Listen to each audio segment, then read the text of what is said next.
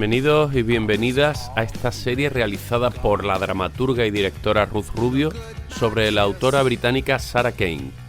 Colaboramos con este proyecto cediendo nuestra humilde plataforma para darle cabida a esta serie titulada Los 9 de la Kane.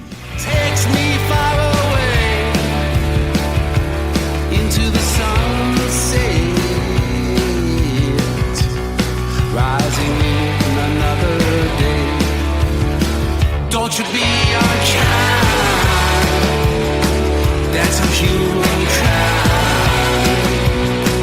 Don't you be so blind. It'll come back to you sometime.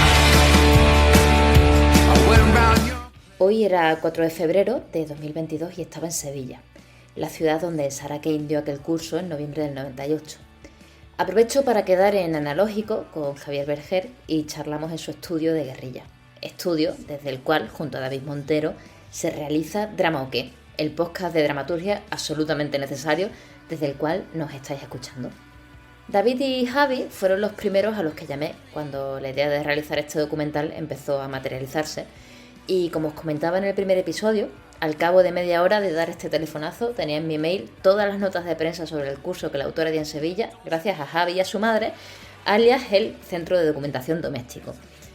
En esta charla con él empezamos hablando de fútbol, algo que me pilló por sorpresa porque no conocía el pasado sevillista de Javi y que tiene mucho que ver con la autora. ¿Es el fútbol teatro inmersivo? ¿Es un partido, una obra en 2 actos? ¿Conseguiremos alguna vez que en un teatro respiren 60.000 personas a la vez? Sarah Kane decía que, con frecuencia, abandonaba los teatros sin miedo a perderse nada importante, cosa que jamás hacía en el fútbol porque nunca se sabía cuándo iba a ocurrir el milagro. El teatro, en su opinión, tenía mucho que aprender del fútbol.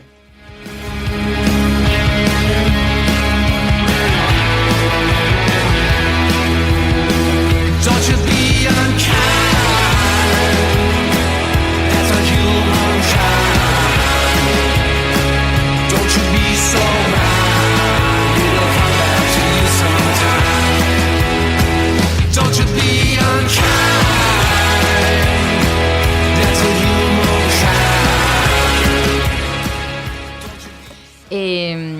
Bueno, pues Javier Berger, aparte de dramaturgo y docente, es también una de las voces de su podcast teatral de referencia, Drama o qué. Donde supongo que están escuchando esto. Absolutamente, sí, sí. Y nada, pues nos vemos otra vez las caras para hablar de Sarah Kane. Es verdad, estuviste defendiendo a Sarah Kane en los combates de dramaturgo, que se ha quedado ahora mismo en las semifinales, a ver cuándo, o en cuartos de final, no sé en qué se quedó, a ver cuándo lo retomamos. Ah, muy bien. Bueno, en cuartos de final, hablando de cuartos de final... Enhorabuena. Sí, justo ayer el Betis fundió a la Real Sociedad. Semifinales, ¿no? Ya están, entonces, sí, ¿no? Sí, ayer fueron cuartos y ya pasaba claro. a semifinales, así que nada.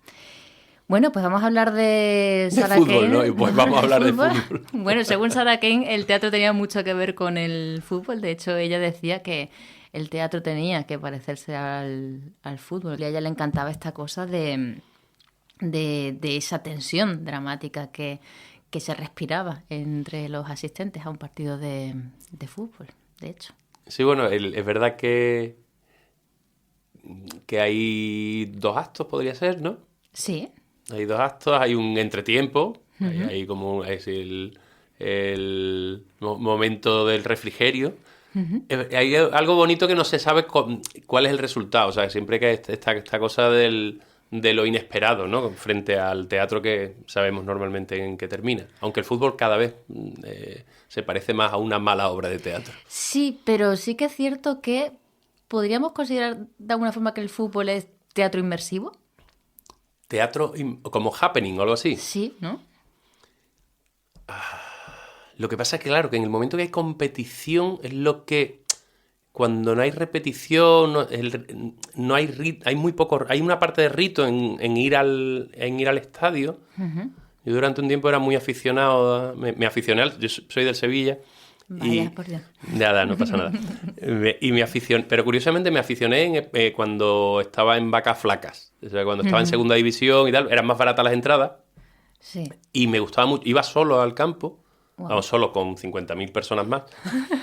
Igual en segunda eran 30.000. Y me gustaba mucho el hecho en sí. El hecho en sí de ir al estadio, sentarme rodeado de gente desconocida.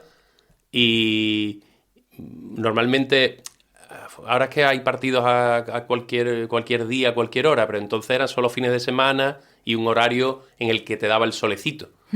Y me gustaba mucho el hecho de ir allí, sentir lo mismo que 30.000 personas a la vez y salir. Y ya está. Pues lo que estás diciendo no es por nada, pero se parece mucho al rito de Sí, es el verdad. fenómeno teatral. Ir Es verdad, solo es verdad. a un Es sitio en verdad. el que estás compartiendo Es con... verdad. ¿no? Yo, de hecho, de las emociones más fuertes relacionadas con el fútbol, la tengo fue un penalti. El Sevilla estaba en primera y se estaba jugando bajar a segunda. Se está jugando sí, Sí, la permanencia. La permanencia, ¿no? Y pitaron un penalti a favor, no recuerdo contra quién jugaba, pero era otro equipo que también estaban los dos ahí, el que perdía ya la tenía muy complicada, ¿no? Y pitaron un penalti a favor del Sevilla en los últimos 4 minutos. Era el campo antes de la nueva legislación y tal, entonces que había asientos y gente de pie. Ah, Con lo que en el campo había 60.000 personas perfectamente. otra. Claro, ahora hay como 10.000 menos. Porque está obligado que todo el mundo tenga asiento, pero entonces era, pues, todos los goles eran gente de pie. Sí, sí, sí. Y esos últimos 5 minutos, penalti a favor del Sevilla. Basartas, que era el jugador griego que era la estrella en ese momento, que era un tipo con muy poca sangre, pero con mucho toque de balón. Y el tipo pone el balón, hace muy poca carrera, creo recordar, tira y en menos de un segundo, que es una fracción de segundo, las 60.000 personas tomaron aire a la vez. Eso Ella. sonó, o sea, porque fue el tiempo que el balón se iba del punto de penalti hacia la portería y todos hicimos, ¡ah! No va para adentro. Se vio claramente que ese balón no iba entre los 3 palos. Y todo el mundo hizo, ¡ah! Y al momento, claro, 60.000 personas insultando. Pero se me ponen los pelos de punta porque Sí, esa sí, sensación de 60... ¿Cómo hace? O sea, vamos a respirar a la vez 60.000. Fascinante. ¿Y crees que eso ha ocurrido alguna vez en un teatro? Yo viví algo parecido, o sea, hablando a la distancia por el número de espectadores, claro. Me voy a echar flores a mí. Dale, dale. En una función, bueno, de las primeras funciones que yo veía representada, en El Doctor, es cierto que el hombre se compone de un 70% de agua, es una obra en 4 cuadros, pero en realidad tiene 2 partes muy diferenciadas. Una primera parte así cómica, y hay un incidente, que hay uno de los personajes que lo violan y asesinan. Ha sido una comedia como de situación, y hay un incidente muy impactante. Y esa sensación de me lo estoy pasando bien y ¿qué mierda habéis hecho? ¿Por qué habéis roto el juguete? Que la escena de después a los pobres actores les costaba la misma vida volver a arrancar y poder enganchar de nuevo. O sea, toda la empatía que había ganado el protagonista hasta ese momento la perdía. Y tenía que intentar levantarla. Sí, hay algún momento que se consigue ese... Lo que pasa es que, claro, la sensación de... La gran diferencia es la representación frente a la verdad, ¿no? Claro. Que en cualquier espectáculo deportivo sí que la verdad está presente, ¿no? Sí, es como cuando hay niños o animales en el escenario. Correcto. Y ya que hemos empezado por el espectador, que realmente me parece como un buen punto de partida a la hora de hablar de teatro, ¿qué piensas que Sarah Kane esperaba del espectador? Con esperaba quiero decir dónde quería colocar o posicionar ella al espectador. Yo la sensación que tengo es que siempre lo pone en conflicto, ¿no? Lo pone en conflicto y está como rompiendo lo esperado, ¿no? un lugar en el que el espectador no está cómodo nunca. Ujú. Incluso en las funciones así que pueden parecer más convencionales, ¿no? Los incidentes hacen que no lo sean. Ujú. Ella también es mucho de usar de repente una imagen disruptiva y justo esto que me contabas Sí. de todos los espectadores tomando aire a la vez me recordaba mucho a esto Sí, en de... Reventado, ¿no? Por ejemplo, que Sí. está llena de... Yo creo que fue la primera obra que leí de ella. Que fue además una traducción, puede ser de Antonio Álamo, que tradujera Sí. aquel texto, sí. Sí, sí. Cuando hiciste el curso con ella en el 98, ¿tú qué edad tenías? Ay. 24, supongo, 24, 25.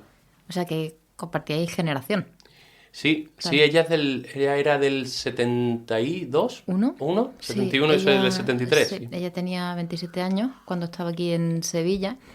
Hablando con tus compañeros, me contaban que ella hacía muchos ejercicios que tenían que ver con la observación. De hecho, Tomás, por ejemplo, me contaba esto que os hizo llevar fotos, ¿no? Sí, Para que sí, las sí. observaréis. Son ejercicios que a día de hoy sigo utilizando, tanto lo he usado en talleres como para creación personal, que al final son la búsqueda de detonantes propios, o de detonantes de historia en base a imágenes, ¿no?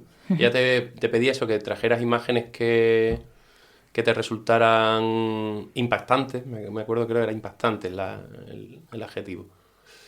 Y a partir de ahí... espera, el proceso era... teníamos un trabajo de escritura automática, a veces con inputs, y de toda esa escritura automática salía como un magma de textos en los que había que localizar las distintas voces que había generado y después enlazarlas con algunas imágenes, ¿no? Entonces, de manera que había generado material subconsciente que después enganchabas de una manera consciente con esas imágenes, ¿no? Justo lo comentaba el otro día con Tomás, que haciendo un taller con Spregelburg, él decía que la escritura teatral tiene mucho que ver con la promesa de sentido, que básicamente la escritura teatral pasa por dejar al significado agonizando y que precisamente lo que hace que te emociones es de repente tener que conectar dos imágenes que se reflejan la una a la otra y no que desplaza la una a la otra, ¿no? Claro, además el cerebro funciona, queramos o no, buscándole sentido a lo que ve, ¿no? O sea, le cuesta mucho trabajo al cerebro entrar en el sitio de esto es porque sí. Entonces, por narices, si sacas la imagen que sea, sacas una gallina y después de la gallina, yo qué sé, una guitarra rota, vamos a intentar buscar cuál es la conexión entre esa gallina y esa guitarra rota. O sea, que no podemos verlo como elemento en el momento que lo pones en un escenario, ¿no? Claro. Y eso también me parece muy interesante, enganchando con la figura del espectador, que hemos empezado justo por ahí, ¿no? Que de alguna forma ella, como autora, le pide al espectador que se implique en ese pacto de tener que crear sentido, ¿no? Sí, yo no soy un experto tampoco en la obra de Sarah Kane. A nosotros, aquella historia nos pilló un poco, nos quedamos un poco a contrapié, o sea que habíamos conocido, la obra que habíamos conocido era la que estaba traducida en ese momento, que no sé si, supongo Psicosis estaría traducida ya... Fue Ansia, la que... Ansia, sí. esa, Ansia, Reventado, y yo creo que ya... ¿El amor de Fedra es posible que estuviera Yo traducido? Fedra la leí después. Yo entonces había leído esas dos nada más. Y es verdad que entonces teníamos contacto con muchos autores europeos que o estaban en ebullición o que tenían... bueno, que en el caso de Sarah Kane estaba como teniendo mucha repercusión, ya había estrenado en el West End y ya tenía como... Era como la autora joven europea, como la gran promesa, ¿no? del teatro inglés, ¿no? Y la repercusión después internacional que ha tenido nosotros no éramos un poco conscientes de quién, no sé si está relacionado con la trágica muerte o... Porque ya los textos tenían calidad en su momento, no sé, que Claro. ya no era una desconocida cuando vino aquí. ¿Y qué recuerdas de aquellos días de taller y qué recuerdas de ella, sobre todo? Ella es verdad que era una persona muy callada, vestida de militar siempre. Acompañada de Mary Pitt, que era un poco su asistente, que yo creo que había dirigido alguna de sus obras, Sí. ¿no? Y era un poco la que llevaba el taller. Hablaba con Sara y ella, un poco la que llevaba el taller era Mary Pitt. Ella estaba un poco, de vez en cuando comentaba alguna cosa, ¿no? Sí. Como es. Y los ejercicios y todo. Y después era curioso porque todo el proceso, siendo una persona que después ya evidentemente nos interesamos por bueno, ¿por qué? El porqué de todo esto, ¿no? Y ya después te enteras de que tenía un historial psiquiátrico complicado, ¿no? Las clases eran especialmente divertidas, vamos. Ah, sí. Sí. O sea, que porque estaba lo lúdico estaba continuo, ¿no? Estaba presente todo el rato en cada ejercicio que hacíamos. Estaba el juego y ella hacía mucho hincapié sobre el trabajar primero desde lo subconsciente. Ajá. Y De- aplicar luego el Claro, método. Ah. claro. Y después, con ese material, cómo puedes convertirlo con el trabajo. Ya tienes el trabajo de dramaturgia, el trabajo de dónde pongo el foco, pero el material, como la búsqueda de la verdad, como la búsqueda de la verdad individual de cada una de las que estábamos allí, ¿no?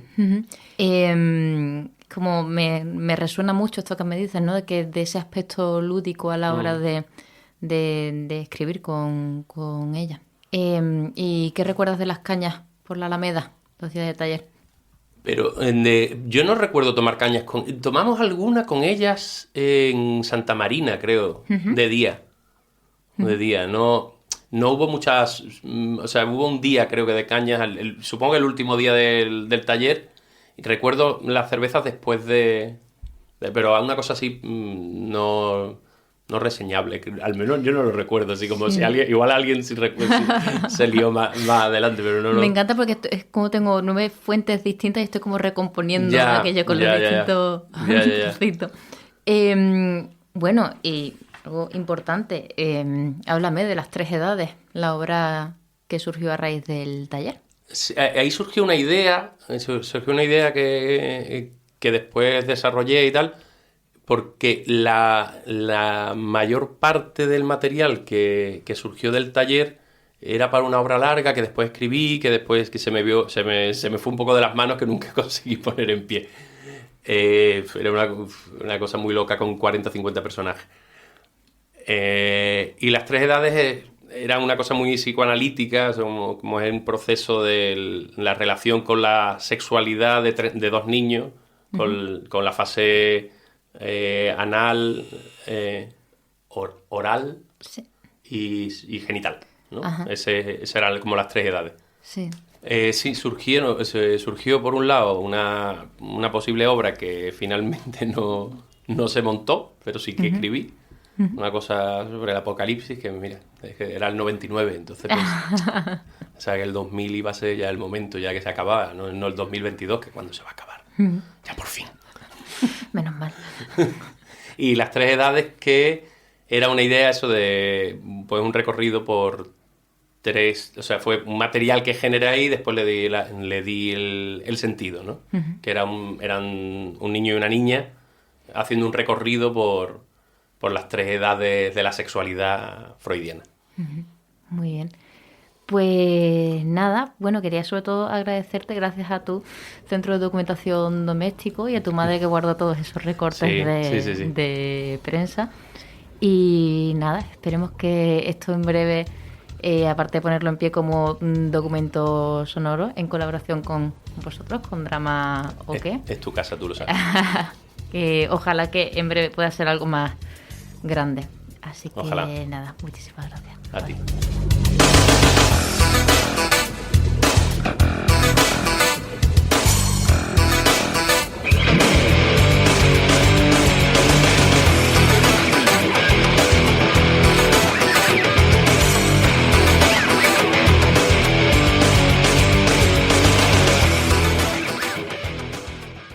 Y como se me olvidó preguntarle a Javi cuál sería la canción que sonara en su funeral, gracias a la magia del diferido he podido rescatarla. Nos despedimos escuchando Defcon 2, Pánico a una muerte ridícula. Y volvemos en un par de semanas con Los 9 de la Kane. Castigo divino a la zoofilia, pasión que aplasta una roca asesina. Todos se ríen porque adivinan que hacía el difunto con una gallina. Panelismo casero, desbocado, en la cocina del Lord Diputado. Bolsa de plástico en la cabeza y en el muslo las ligas de la asistenta. Carne festiva en la casa de fieras. Nubes negras que anuncian tormenta. Miras al cielo muy estirado y te cae a ti el único rayo. ¡Pánico! ¡Pánico! ¡Pánico! ¡Pánico! ¡La muerte! ¡Ridícula! ¡Pánico! ¡Pánico! ¡Pánico! ¡Pánico! ¡La muerte! ¡Ridícula! La novia morada se convulsiona en el banquete del día de su boda. En su garganta un gran langostino. La asfixia produce sonoros gemidos. Con risas que sepultan a toda una familia cuando entran a ver una película de risa. Peatones inocentes que son el objetivo. Nada esperamos que se lanzan al vacío.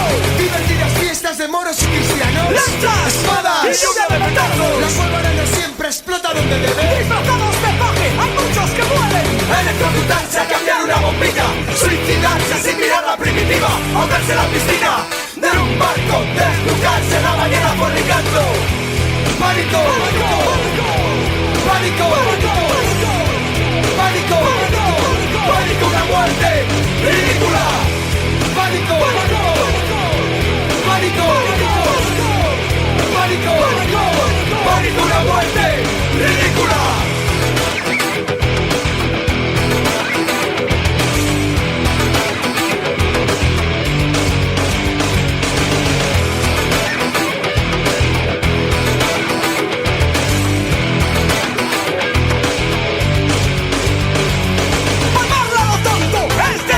Se ríe hasta el juez que levanta el cadáver. Muecas y bromas en el velatorio. Y luego un entierro bochornoso. ¿Qué hacer? Y reproducirse. Para luego al morir ser motivo de chiste. Si ves la sombra de la guadaña, arréglate un poco y pon buena cara.